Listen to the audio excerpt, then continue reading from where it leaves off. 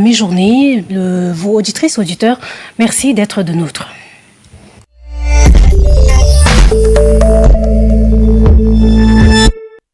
Political entame de cette édition d'information, le séminaire national sur la décentralisation tenu du 21 au 25 juillet dernier, ici même à N'Djamena, a donc marqué un tournant majeur dans la réforme administrative du Tchad.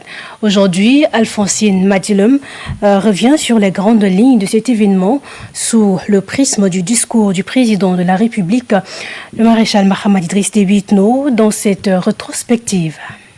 Du 21 au 25 juillet 2025, le Tchad s'est engagé dans une approche dynamique de son histoire, celle de l'organisation du séminaire national sur la décentralisation. L'accent a été mis sur l'autonomie locale, le transfert effectif des compétences et des ressources, d'écoute des territoires. Pourtant, sur le terrain, les collectivités sont toujours en panne de moyens, les élus locaux déconnectés des réalités des citoyens et les décisions continuent de venir toujours d'en haut.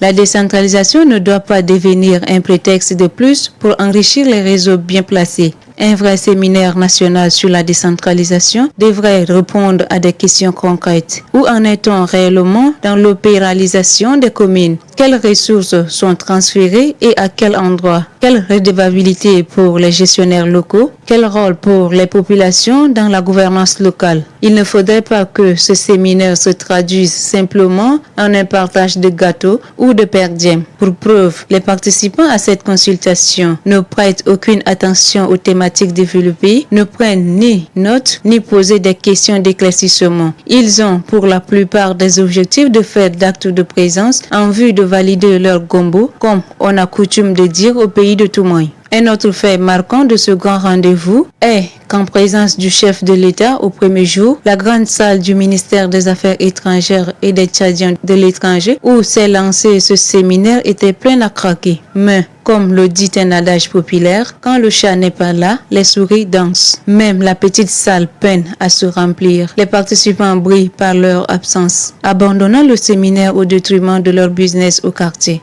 L'autre fait marquant, et non des moindres, c'est l'absence notoire du médiateur de la République. En lieu et place, la présence des experts internationaux qui a fait saigner en blanc le budget de l'État. Dans un esprit toujours de surplace et de copier-coller, tout semble à croire que les organisateurs envisagent d'instaurer un mode de décentralisation sénégalaise en faisant venir des experts sénégalais. La question que se pose la population est celle de savoir si le Tchad est en manque de compétences en matière de la décentralisation. Sinon, pourquoi dévier les réalités locales? Les organisateurs devraient plutôt réfléchir à comment intégrer ou gérer les problématiques et conflits intercommunautaires, les inondations, la conjoncture économique que traverse le pays depuis une décennie. Il est alors temps pour les dirigeants du pays de repenser l'avenir en se focalisant sur les réels besoins de la population tout en exploitant les compétences locales. Madissem Alphonsine, à l'instant et puis en société, le réaménagement de l'avenue Jacques Nadingar en cours, l'un des plus grands axes stratégiques, surtout l'unique qui mène donc au palais de la démocratie, suscite à la fois espoir et inquiétude. Si les travaux laissent entrevoir une volonté de modernisation urbaine, l'exécution partielle soulève de nouvelles problématiques, notamment pour les riverains, confrontés à une poussière persistante. Ce matin, certains d'entre eux ont confié leurs préoccupations croissantes face aux conséquences sanitaires d'un chantier qui tarde à se concrétiser pleinement, à l'équipe de Koini Tondiak Jeannette qui nous en parle. Lancé il y a plusieurs mois, le réaménagement de l'avenue Jacques Nadingar devait incarner une nouvelle ère d'infrastructures routières en N'Djamena. L'enthousiasme initial s'est toutefois estompé au fil des semaines, à mesure que les travaux s'éternisaient et que les désagréments quotidiens prennent le pas sur les bénéfices attendus. Les risques sont grands tant pour la population que pour l'environnement, car les arbres en bordure de route sont couverts de poussière. En l'absence de mesures d'atténuation d'arrosage régulier du chantier, la promesse d'une avenue moderne tourne pour l'instant à l'épreuve pour les riverains en particulier et les populations en général. C'était l'année passée que la route a commencé à se dégrader et ils sont venus pour la réparation. Maintenant, la réparation, ça ne nous a pas aidé. Ça nous a plutôt causé d'autres problèmes. Et c'est tous les jours qu'on avale la poussière et dans les chambres, là, il faut à tout moment nettoyer. Donc tout ce qu'on mange ici, là, c'est couvert seulement de la poussière. Et là, nous, on craint que d'un moment à l'autre, on aura le problème de santé. Les poumons vont être affectés même. Et on ne sait même pas où se présenter pour se plaindre tout ça. Ceux qui y vivent tout autour de ces rues se plaignent en disant qu'ils mangent littéralement de la poussière tous les jours et que c'est devenu insupportable pour certains. Bon, tous les jours ici, nous vivons de la poussière jusqu'au salon, partout, même dans les manger. Et ils ont raclé au lieu de venir peut-être arroser tous les jours et ils n'ont pas fait. Et il y aura beaucoup de conséquences. Ceux qui ont de l'asthme, ça va être vraiment un grand problème. Certains proposent quelques pistes de solutions pour remédier à cette situation qui met en mal la quiétude de la population. Parce que là, ça nous envoie de la poussière. Vous-même, vous regardez là, toute cette construction-là, c'est plein de poussière. Et ça se pose là partout, dans ce qu'on mange, dans ce qu'on boit. Et finalement, on ne sait plus qu'est-ce que ça va nous apporter comme maladie. Là, je leur tire aussi chapeau, c'est vrai. Parce que ça va nous aider, mais le meilleur, ça serait qu'on coule carrément du goudron dessus, ce serait mieux que de laisser comme ça et on va vivre la poussière là toute l'année. Le cas de l'avenue Jacques Nadingar rappelle cruellement que le réaménagement des routes ne saurait se limiter à elle-même. Il s'agit d'un défi plus vaste, celui de bâtir des infrastructures quotidiennes qui tiennent compte des réalités climatiques, des exigences sanitaires et du bien-être des citoyens. Pour cela, les autorités doivent aller au-delà des défis d'annonce et intégrer des solutions durables, participatives et transparentes, car une ville se construit autant avec des bitumes qu'avec la confiance de ses habitants. Société, puisqu'on en parle, le divorce, bien qu'étant une rupture légale entre deux conjoints, entraîne souvent des répercussions lourdes sur les enfants. Dans plusieurs foyers tchadiens, après la séparation, les enfants se retrouvent presque abandonnés à eux-mêmes, sans suivi éducatif ni encadrement affectif. Ce manque d'attention les expose donc à la déscolarisation, à la délinquance et même à une instabilité psychologique. Ce papier donc que vous allez suivre dans un instant analyse les conséquences de cette réalité sociale et c'est donc rendu ici par Ndiki Lembaye, Ariel Tayo. Au Tchad, comme dans de nombreux pays, le divorce n'est plus un phénomène rare. Il devient même une solution courante aux conflits conjugaux. Cependant, derrière cette décision entre adultes, les enfants deviennent oubliés. Très souvent, après la séparation, chacun des parents capte sur sa position, sans se soucier des conséquences post-divorce que les endurent. Sans affection équilibrée, ni repère stable, les enfants sont abandonnés à la merci de la nature. La désescolarisation devient fréquente, surtout chez les jeunes garçons sans soutien et qui finalement se retrouvent dans les rues. Chez les filles, l'abandon parental ouvre parfois la voie au mariage précoce avec les conséquences sanitaires ou des comportements à risque. L'absence de suivi psychologique et éducatif transforme ces enfants en adultes fragiles ou rebelles exposés à la délinquance. Pourtant, il existe des alternatives. Une séparation ne devrait jamais signifier un abandon. Il est possible de se séparer sans compromettre l'avenir des enfants. Encore faut-il le vouloir, chaque parent doit comprendre qu'il n'a pas divorcé de son rôle. La responsabilité parentale ne se dissout pas dans un changement. La coparentalité, même après un divorce, doit être renforcée. Les deux parents ont le devoir de collaborer pour l'avenir de leur progéniture. Les institutions sociales et même les leaders communautaires doivent jouer un rôle actif dans la sensibilisation et le suivi des enfants issus des foyers brisés. Un divorce peut séparer un couple, mais il ne doit jamais rompre le lien entre un parent et son enfant. Protégeons ses enfants et préserver la société de demain.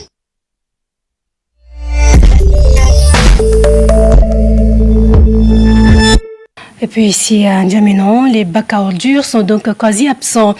Et même si l'on voit dans certains coins ou certains arrondissements de la ville, leur non-utilisation cause donc souvent problème et surtout pour les voies publiques où l'incivisme gagne ou sinon dicte ses lois et a des répercussions sur la santé de la population. Utiliser les bacs à ordures est un geste simple, mais très négligé par bon nombre de citoyens. Yaki Lydia a donc fait un tour et son constat. Les bacs à ordures sont des lieux où l'on dépose des déchets, que ce soit ménagers ou organiques. Ce geste très simple est peu respecté par la population djamenoise. Pour rendre la ville salubre, les bacs à ordures sont déposés dans les quartiers. Mais force est de constater que la population ne fait pas bon usage de ces cuves. On observe en pleine capitale les tas d'immondices qui occupent les rues. Cette pratique incivique est la cause de plusieurs maladies. Cet acte méconnu mérite une prise de conscience collective et une sensibilisation afin de remédier aux non-utilisations de ces récipients. Les autorités municipales devraient mettre à la disposition des différentes communes les bacs à ordures afin d'éviter de jeter les ordures en désordre. Il faudrait aussi installer ces centres de transfert des déchets ménagers dans les grands centres publics et les marchés pour centraliser et contrôler ces ordures. La non-utilisation des bacs à ordures est un acte incivique qui nécessite de mettre en place une politique écologique pour sensibiliser les citoyens sur les bonnes pratiques. Il faudrait également adopter les alternatives pour inculquer l'esprit de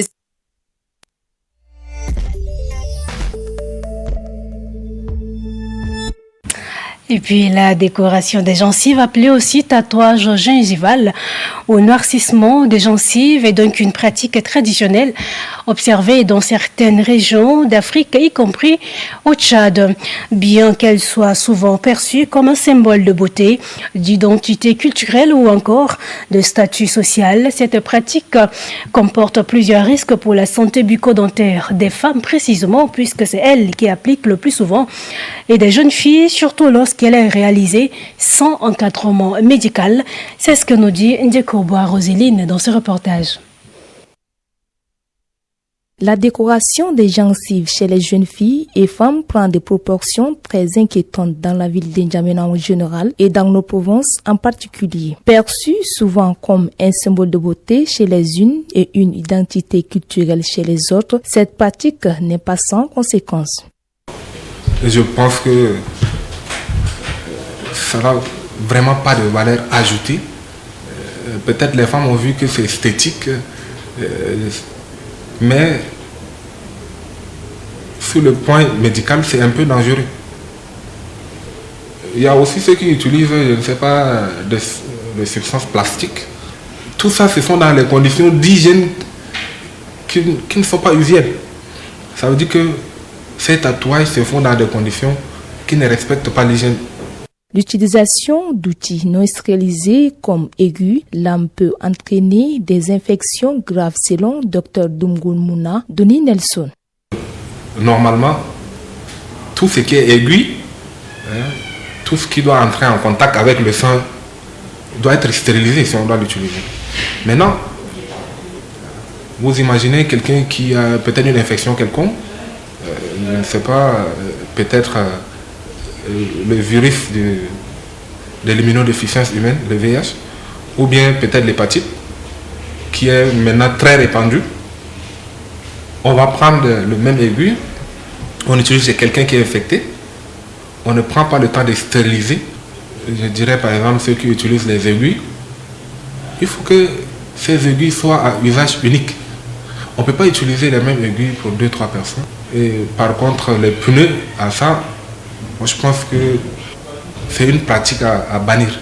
La décoration des gencives bien qu'ancrée dans les traditions culturelles et certaines communautés au Tchad n'est pas sans conséquence pour la santé bucco-dentaire. Cette pratique souvent perçue comme un critère de beauté expose les femmes à de nombreux risques, notamment des infections, des douleurs, des complications dentaires et des impacts esthétiques indésirables à long terme. Face à ces dangers, il est essentiel de renforcer la sensibilisation sur les effets néfastes de cette pratique. Il est essentiel de renforcer la sensibilisation sur les effets néfastes de cette pratique et de promouvoir des comportements respectueux de la santé. Préserver les valeurs culturelles ne doit pas se faire au détriment du bien-être physique. Un dialogue ouvert entre les communautés, les professionnels de santé et les leaders traditionnels est indispensable pour encourager des pratiques sûres, respectueuses de la santé des femmes.